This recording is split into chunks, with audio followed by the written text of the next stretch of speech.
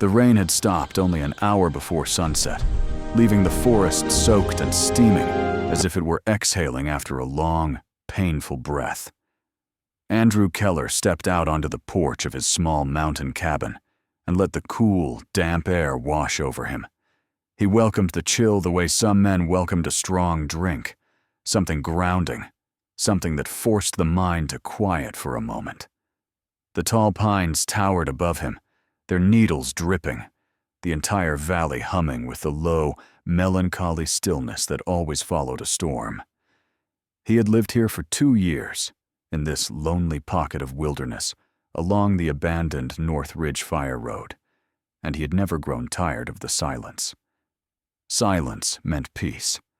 Silence meant no memories loud enough to shatter him.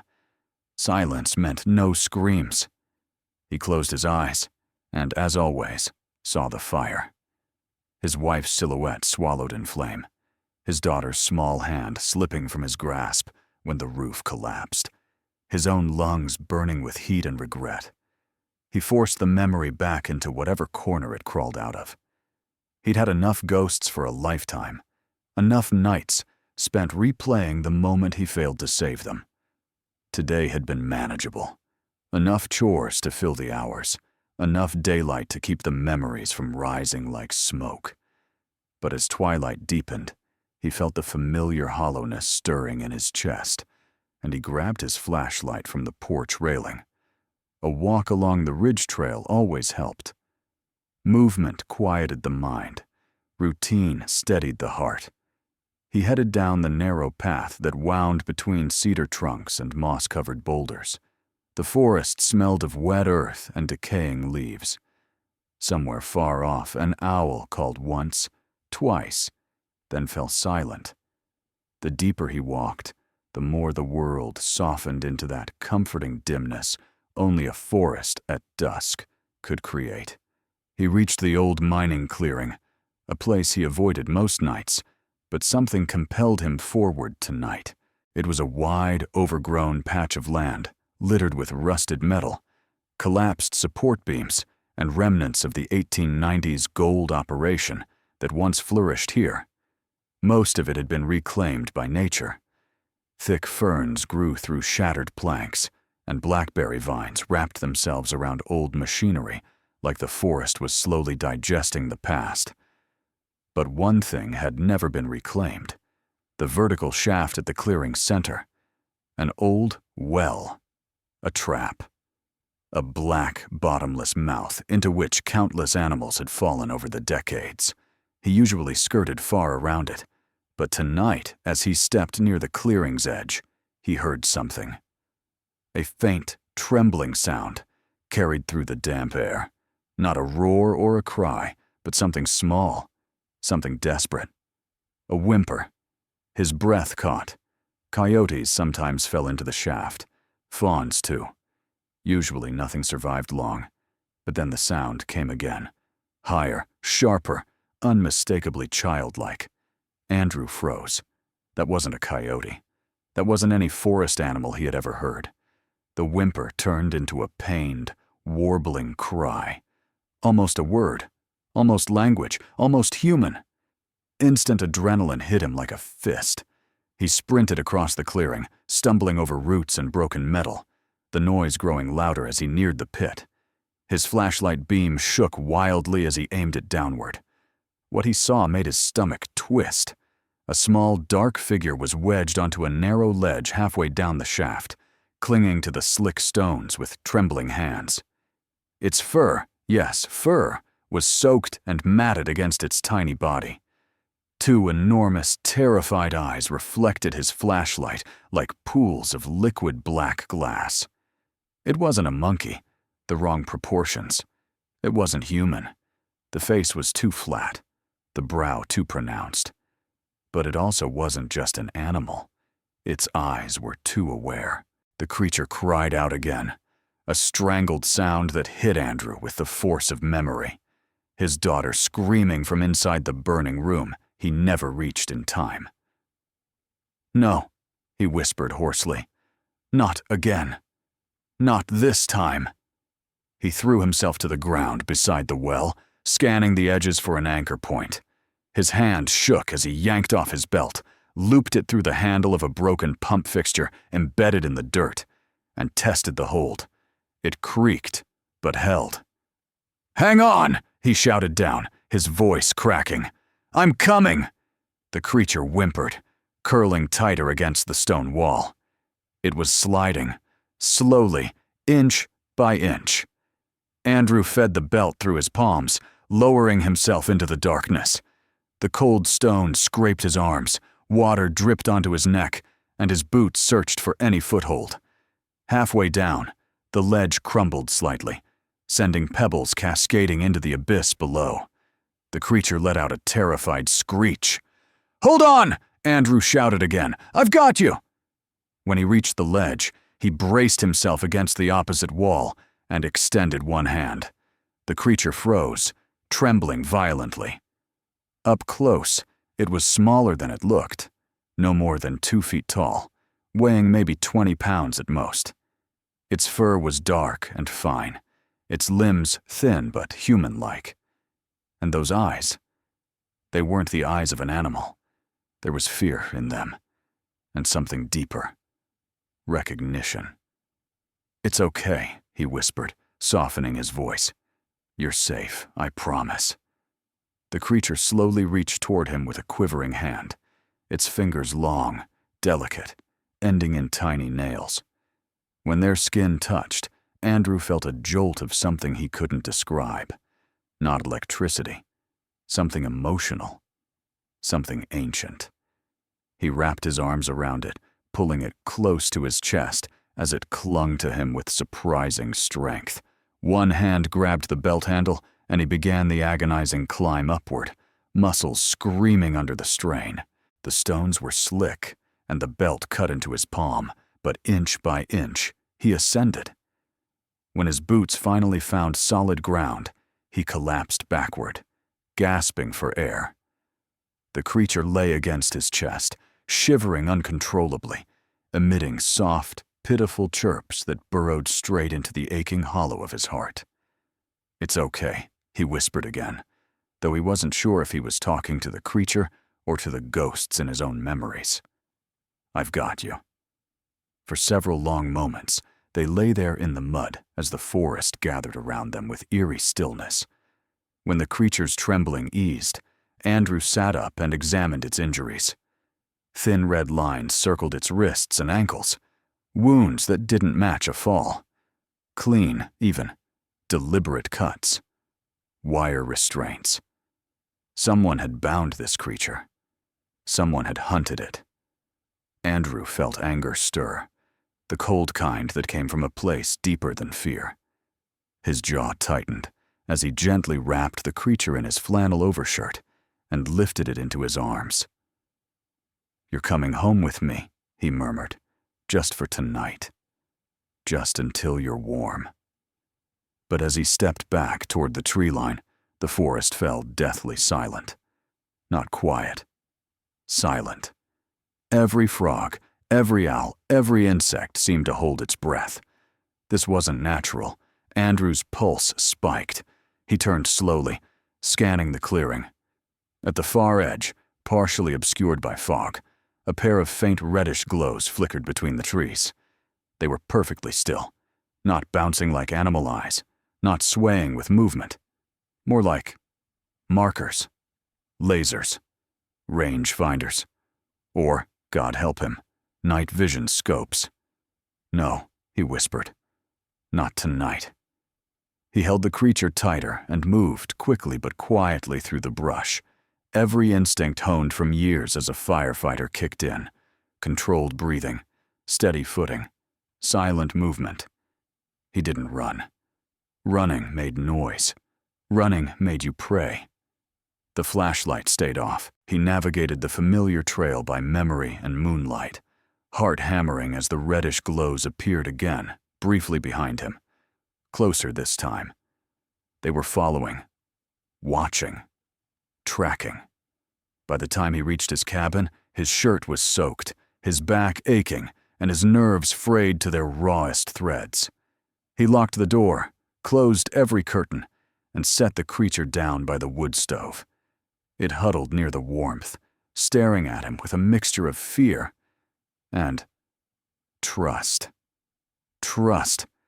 It was the first living thing in years to look at him that way. Andrew knelt beside it, speaking softly. "You're safe here, I promise." But even as he said the words, a shiver crawled up his spine. In the reflection of the dark window, he thought he saw movement, a tall silhouette just beyond the tree line. Something massive, something waiting. He blinked, and the figure vanished. But the feeling didn't. The feeling settled into his bones, the same instinct that told him, the night his family burned, that something terrible was about to happen. Only this time, it wasn't memory. It was a warning. He now knew with absolute certainty. Saving that creature had started something. Something alive. Something intelligent. Something hunting for what he carried inside his home. And night had only just begun. The creature slept uneasily beside the wood stove that night, curled tightly beneath Andrew's old flannel overshirt. Its breathing came in shallow, trembling bursts, as if the cold grip of the well still clung to its small ribs.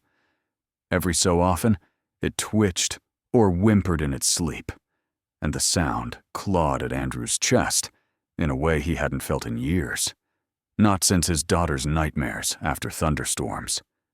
He didn't sleep at all.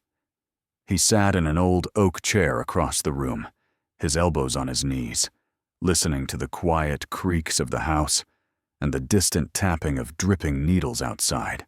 The storm had passed, but the air carried the heavy tension of something unfinished, unresolved. The forest around him didn't rest the way it usually did. It watched. It waited. Each time he closed his eyes, he saw those red glints between the trees, motionless, cold, inhumanly precise. And worse, he saw the silhouette beyond them, something tall enough to rival the height of the cabin door, something broad-shouldered and powerfully built, something that did not belong to any species on the wildlife lists pinned in the ranger station. But despite the fear gnawing at him, despite the tremor that still sat in his hands, he never once regretted pulling the little creature from that well. And as dawn slowly crept up the horizon, painting the fog a bruised lavender, the creature stirred. Its eyes opened, enormous, dark, and painfully aware. For a moment, panic rippled across its face, and its small hands clenched the fabric of the overshirt. Then it saw Andrew and froze. The fear softened slightly. Recognition flickered. It made a soft, broken chirr, almost a question. "Easy," Andrew whispered. "You're safe. You're warm." He kept his voice low, gentle, careful. The creature watched him with an intelligence that made the hairs on his arms rise. Its hand reached toward him hesitantly, then recoiled at a sudden sound outside. A distant crack, like a branch snapping under heavy weight. Andrew stiffened. Something large was moving through the forest again. He glanced toward the window. The fog had thickened, curling in milky sheets around the tree line. Within that shifting haze, the silhouettes of the pines stood tall and motionless, like silent witnesses. But the silence was wrong. No bird calls, no morning rustle of squirrels, no deer moving through the brush. Nature was holding its breath. "Something's out there," Andrew murmured. The creature seemed to understand. It pressed closer to him, trembling. He couldn't stay in the cabin, not with those strange watchers returning every night, not with the creature's wounds suggesting it hadn't fallen into that well by accident. Someone had captured it. Someone had lost it. Someone wanted it back. And judging by the red markers in the trees, they were close. "We can't stay here," he said, mostly to himself. The creature made a soft sound, not fear exactly, but unease, as if it sensed what he was thinking. "We need to find your family," he continued. "If they're looking for you, we need to show them you're alive." The creature blinked, slow, deliberate. Then it pointed toward the door. "You want to go?" Andrew said. It nodded. He swallowed. The morning light did little to comfort him, but he had made a promise the moment he pulled that trembling life from the well. This time, no one dies because he hesitated. He wrapped the creature in a blanket, lifted it gently, and stepped outside. The moment the door shut behind him, the world shifted. The air felt thicker. The fog swallowed sound. The forest watched. He walked carefully, scanning the ground for tracks. It didn't take him long to find them. Enormous footprints in the damp soil, each one longer than his own boot by at least 6 inches. The stride was massive, powerful, purposeful, and there were many. Too many. A shiver ran down his spine. These weren't deer, not elk, not bear, not anything he had ever seen. They were searching for something, or someone. He followed the tracks deeper into the woods, the creature clinging gently to his shoulder. The fog thinned slightly as they descended toward a ravine, revealing more signs. Broken branches high above human reach, patches of flattened moss, and deep grooves in the soil where something heavy knelt or dragged its weight. Then, somewhere ahead, a sound broke through the morning stillness. A low, resonant rumble, like a heartbeat, played through the earth. The creature stirred on his arm, pressing its small hand against his neck as if urging caution. "I know," he whispered. He moved slowly around a rocky outcropping, then froze. In a clearing ahead stood 2 massive beings. They towered above him, each nearly 7.5 feet tall, covered in thick, earth-colored furs that blended seamlessly with the forest around them. Their arms hung long and powerful, hands large enough to wrap around a man's torso. But their faces were the most shocking. Not monstrous, not animalistic, expressive, intelligent, worn with age and worry. The male's brow was heavy and furrowed. The female's features were softer, though sunken with exhaustion and fear. And between them, the unmistakable signs of grief. The male held something torn, a piece of metal wire restraint, like the one that scarred the child. He studied it with a mixture of rage and despair. The female stared at the forest with wild, frantic eyes, sniffing the air, searching desperately, searching for her child. Andrew's chest tightened painfully. This was not some cryptid myth people joked about over campfires, not some wilderness legend the tourists chased. These were parents, and their baby was clinging to Andrew's shoulder. The creature in his arms chirped softly. Both giants froze. The mother turned first, slow, disbelieving, her eyes widening. She took one unsteady step forward, then another, until she stood only 20 feet away. Her breath hitched. A soft, broken keening sound escaped her, the sound of a mother seeing life she thought lost. Andrew crouched, gently lowering the child to the ground. The little one hesitated, looking back at him, then ran straight into its mother's arms. She collapsed around it, pulling it close, stroking its head, checking its wounds with trembling fingers. The father approached, touching the child's face, making deep, vibrating sounds that resonated in Andrew's bones. Andrew felt something warm sting the corner of his eye. This was what he used to dream of: reunion, rescue, things ending well instead of in smoke and screaming. But then he saw the wounds again, the red cuts around the child's limbs, the wire, the restraint, and he knew something darker was coming. The mother lifted the child and turned to Andrew. She approached cautiously, towering above him. Her face was inches from his, enormous, lined, ancient. She inhaled his scent. Her nostrils flared with the sharp tang of metal. She saw the cuts. She saw the wire marks. She saw the truth. The child pointed toward the scars on its wrists, then toward Andrew. then made a small gesture mimicking the motion of being lifted from the well.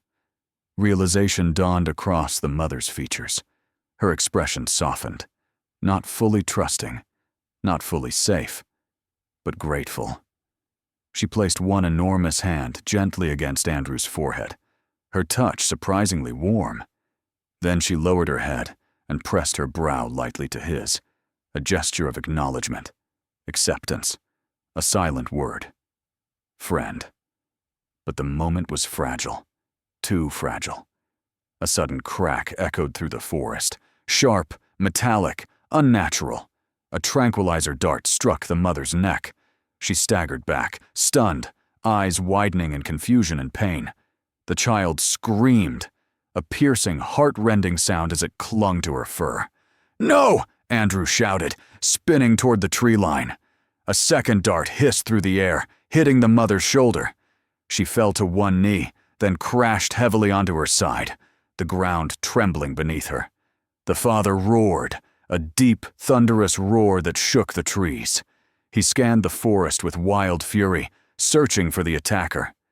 Andrew saw movement behind the bushes, a glint of metal, the silhouette of a rifle, the faint outline of a figure slipping deeper into the trees.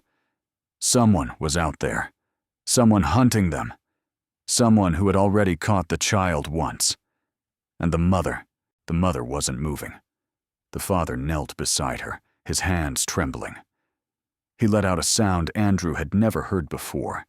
Not a roar, not a growl, but a long, mournful moan filled with grief, so raw it felt like the forest itself bent under its weight. The child pressed its small hands to the mother's face, chirping desperately, nudging her, begging her to wake. She didn't. Andrew swallowed hard, his throat burning. This was his nightmare all over again. Helplessness, loss, a family torn apart by forces beyond their control. The father lifted his head and looked at him, not with anger, not with accusation, but with something far worse, a plea. He gently lifted the child and placed it before Andrew, a gesture that felt like a knife twisting in the air between them. Protect. Help. Save. Before Andrew could react, a rustling in the distance signaled danger again. The father turned sharply, eyes blazing, searching for the unseen threat. He let out another roar, this one filled with rage, then lifted the mother's body and cradled it against his chest. With heartbreaking gentleness for something so large, he disappeared into the fog, carrying her into the forest.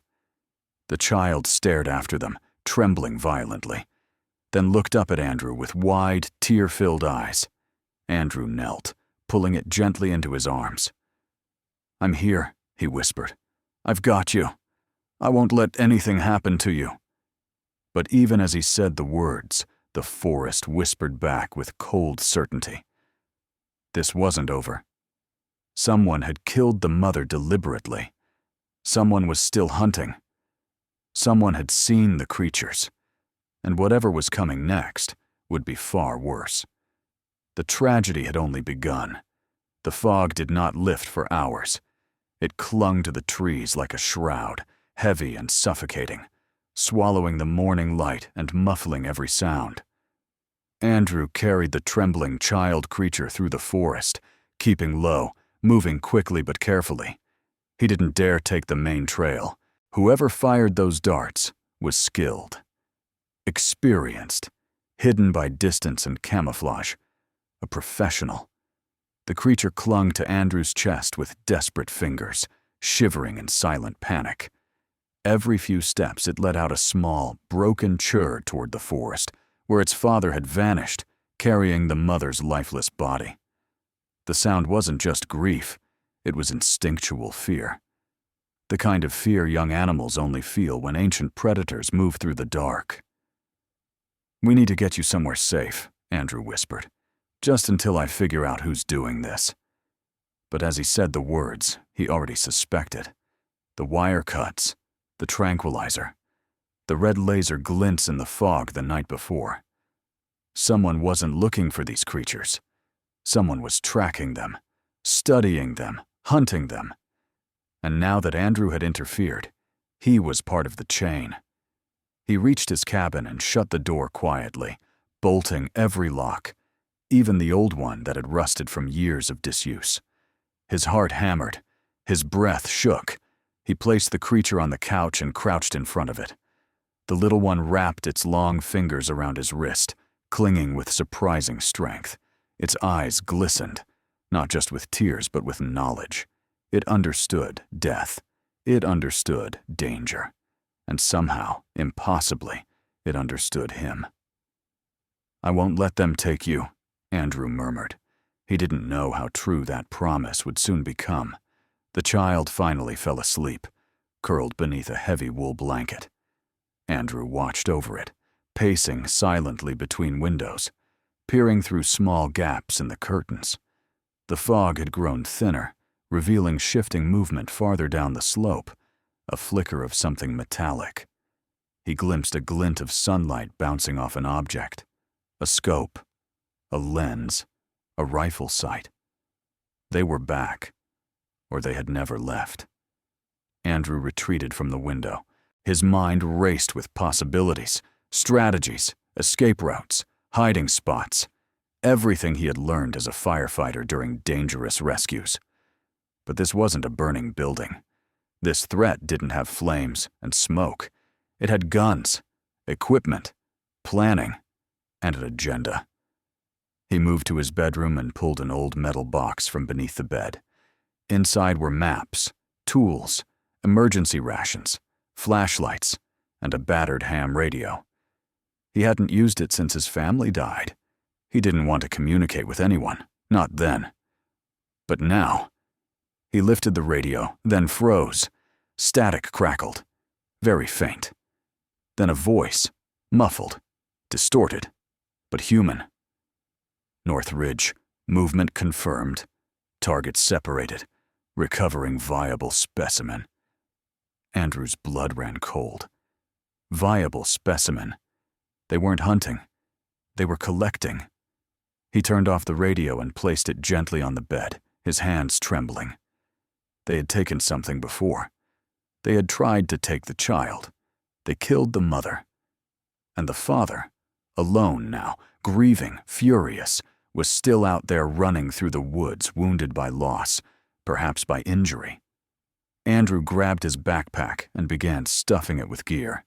He didn't know where these people were stationed, but he knew this forest well enough to guess their patterns. Trappers moved along elevation lines.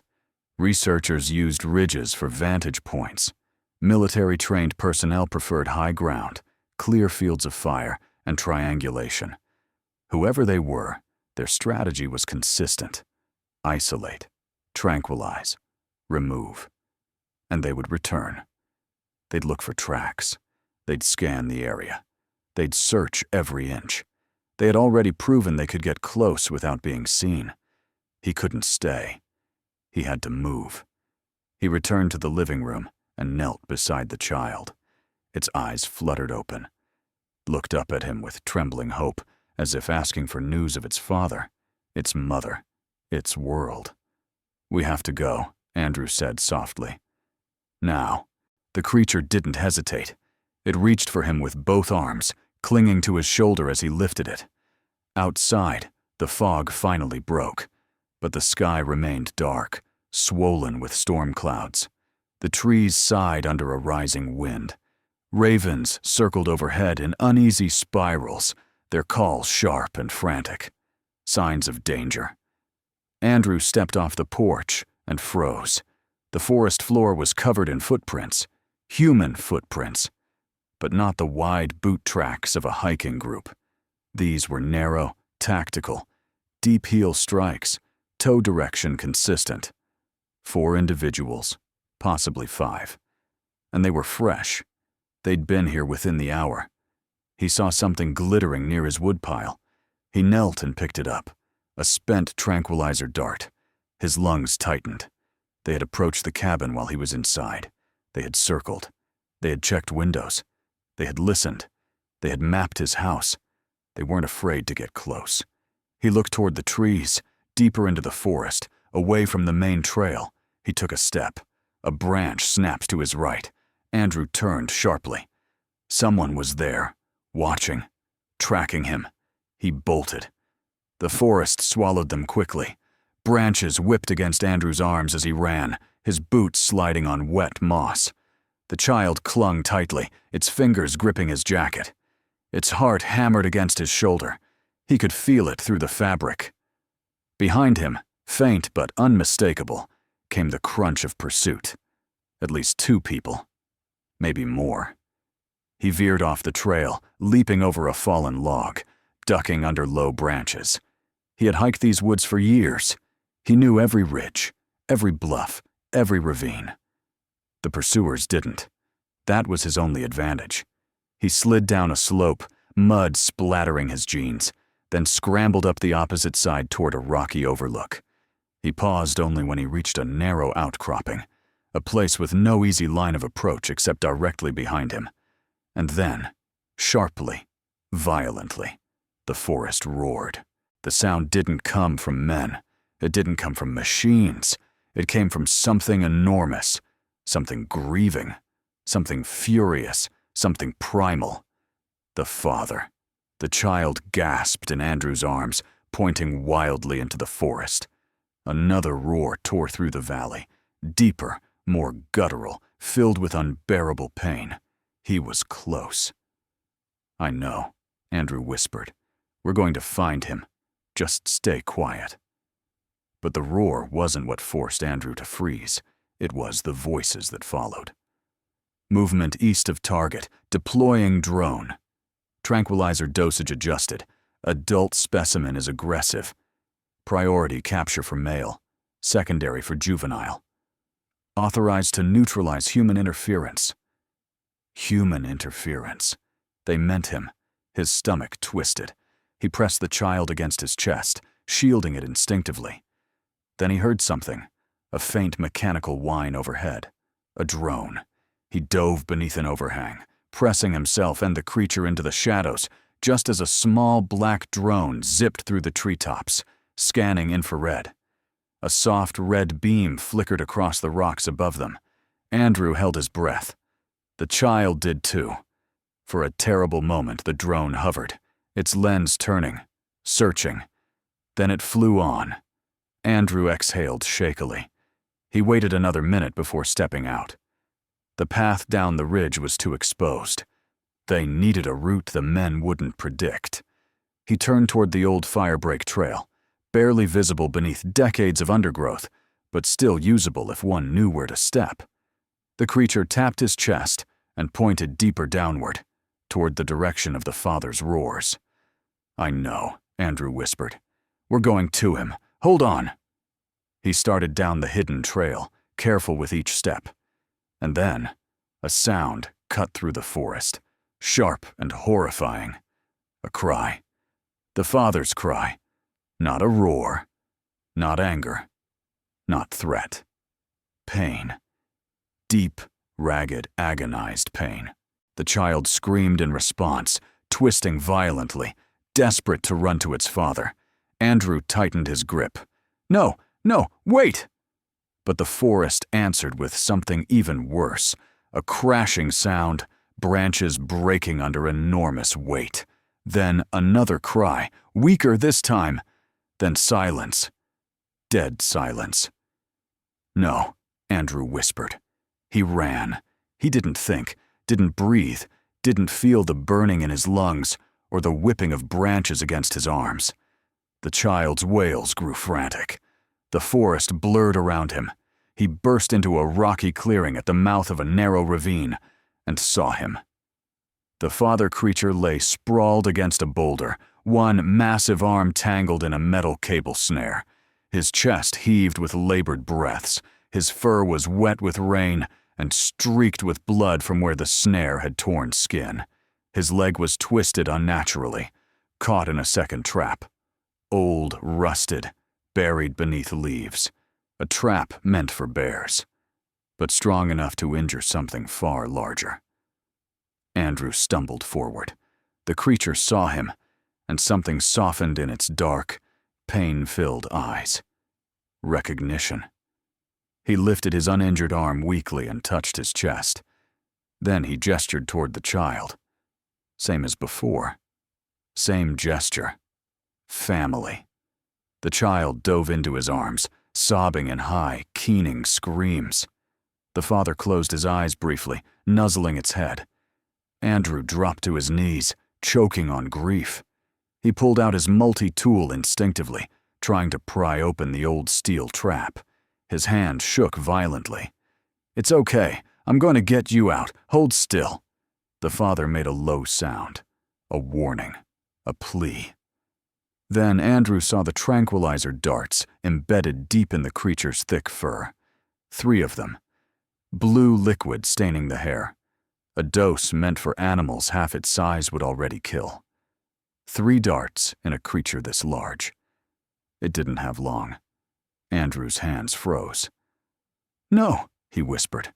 "No, no, no." The father ignored the trap now, ignored the pain. He placed one massive hand on Andrew's shoulder, lightly, gently, impossibly human, and he pulled the child closer. Then, with visible effort, he brought both hands together, touched the child, and then touched Andrew. Passing guardianship. Trust. Legacy. Andrew shook his head desperately. "Please, don't do this. Don't you leave it alone?" But the father's breaths were slowing, his eyes dimming. The child screamed again, pushing against his chest, trying to shake him awake. Andrew's vision blurred with tears. He grabbed the trap, pulling until his palms tore open. Blood dripped across the rusted steel. He didn't care. He pulled harder. Harder. Metal groaned. "Come on," he pleaded. "Come on, damn it!" Snap! The trap finally broke, metal shards scattering. The father flinched, but didn't move his leg. Didn't move at all. His chest lifted once and fell, and did not rise again.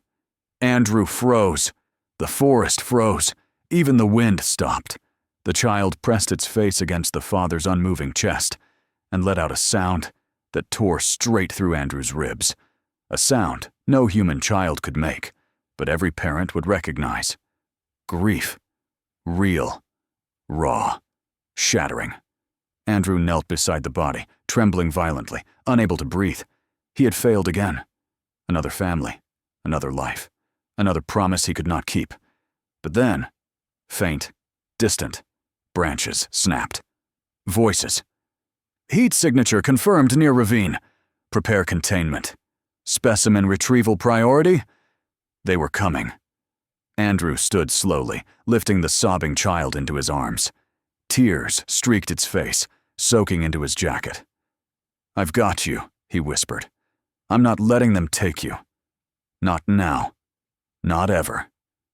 Behind him, the father's huge form lay still and silent, a monument of lost strength. Ahead of him, danger approached through the trees. He tightened his grip on the child and turned away from the corpse, stepping into the shadows of the forest. "We're running," he whispered, "and this time, I'm not failing anyone."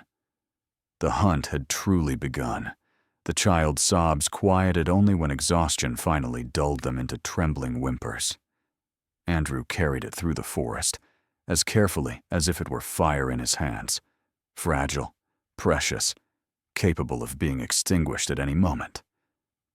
Rain began again, soft at first, then heavier, drumming through the high canopy and turning the ground slick with mud. Thunder rumbled somewhere far beyond the mountains, a warning of the coming storm.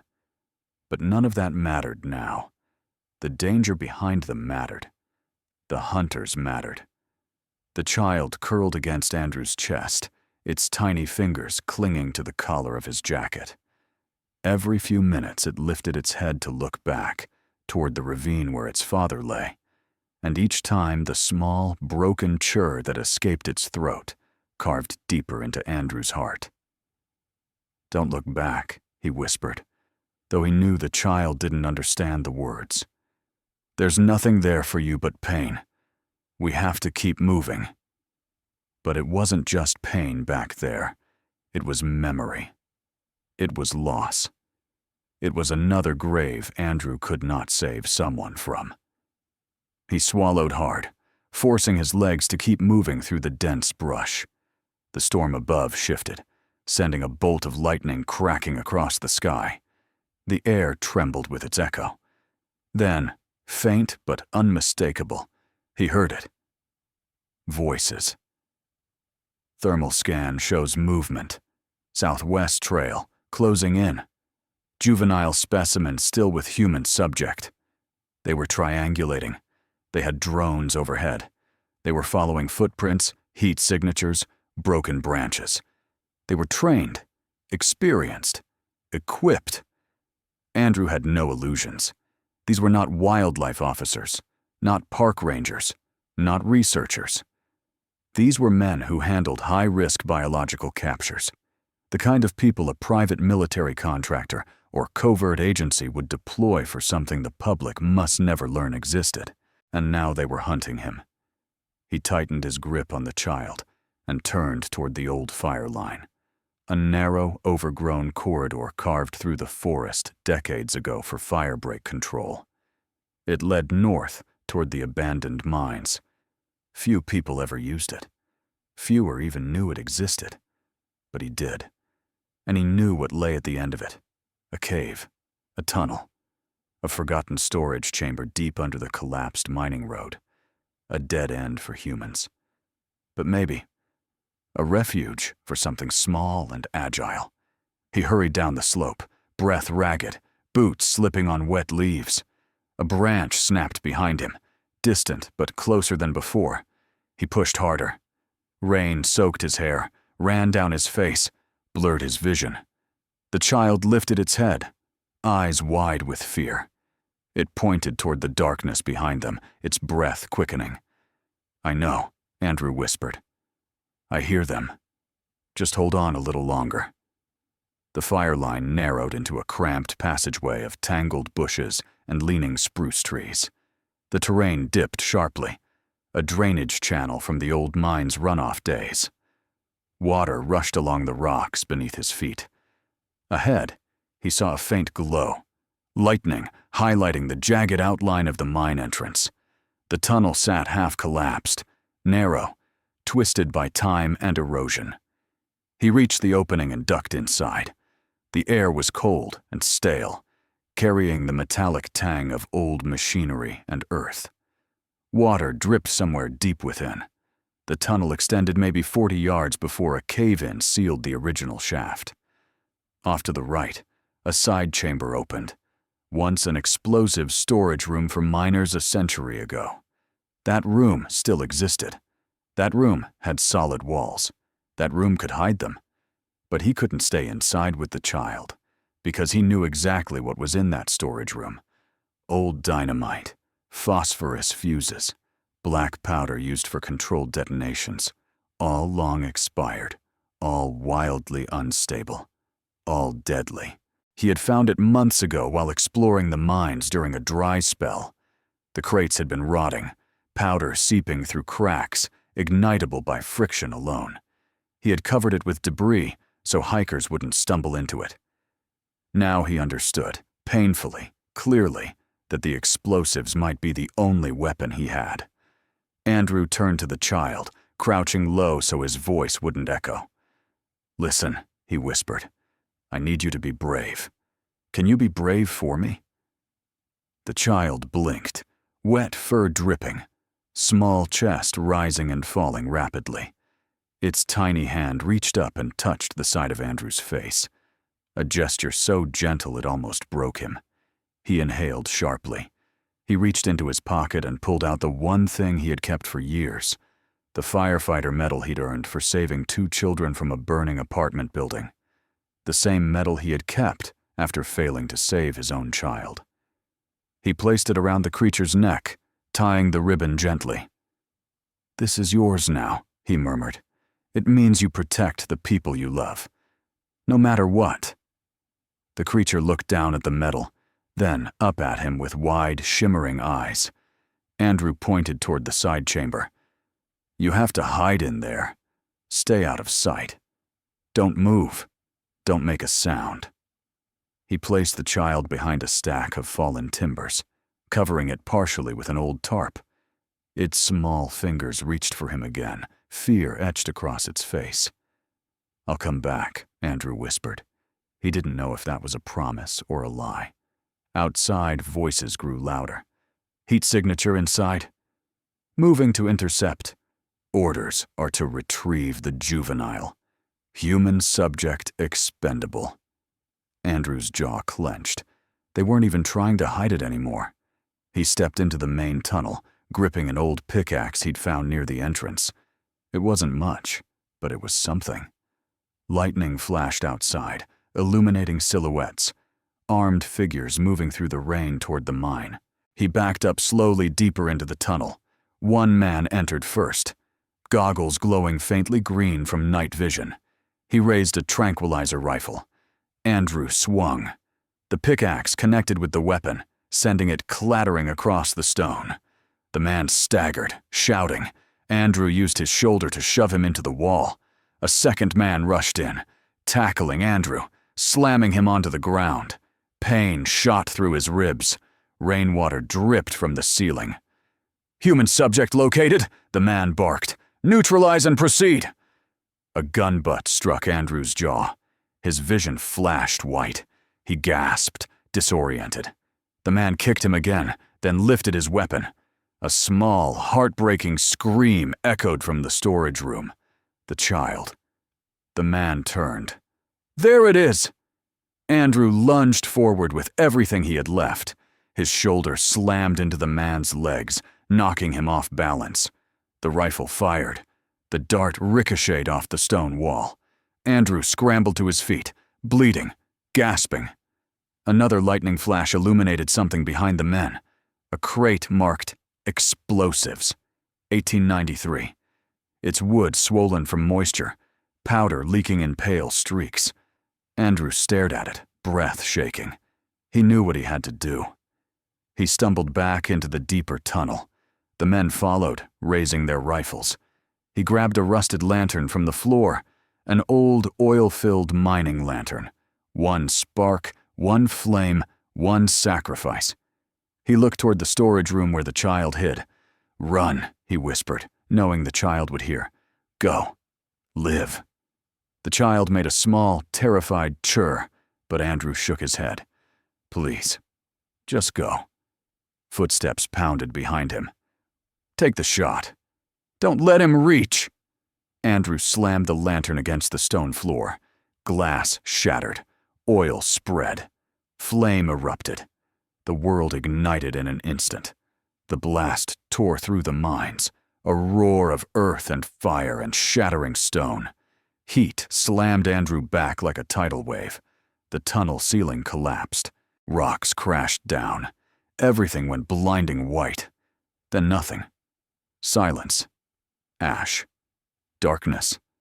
Later, how much later, the forest alone knew. The storm passed. The smoke cleared. The mine fell silent again. And from the rubble of the storage chamber, a small creature crawled out, covered in dust, trembling, clutching a firefighter medal to its tiny chest. Its eyes searched the ruin. There was no man in the wreckage, only collapsed stone and scorched earth. The child let out a long, aching cry, mourning not just a father lost in the ravine, not just a mother fallen to a dart, but now, the human who saved it, the one who died to protect it. It touched the metal again, Andrew's last gift, his legacy. The creature turned and slipped silently into the forest, disappearing into the tall ferns and shadowed pines, heading toward the mountains, toward others of its kind. It survived. Because of him. A year later, on a calm summer morning, a quiet knock sounded at the door of Andrew Keller's old cabin. No one lived there anymore. The ranger who eventually approached the porch found something strange sitting before the door. A wooden carving. 3 figures, carefully shaped with small, precise hands, one large, one small, and one human. Below them, carved symbols. Fire. Mountains. Unity. A memorial. A thank you. A final goodbye. The forest kept its secret. The hunters vanished. The official reports filed nothing. But deep within the mountains, far from mankind's reach, a grown creature sometimes lifted a shimmering metal in the sunlight, the metal catching firelight like a promise kept. Some lives continue beyond death. Some bonds survive species. And some truths remain hidden, not because they were forgotten, but because someone loved enough to protect them forever.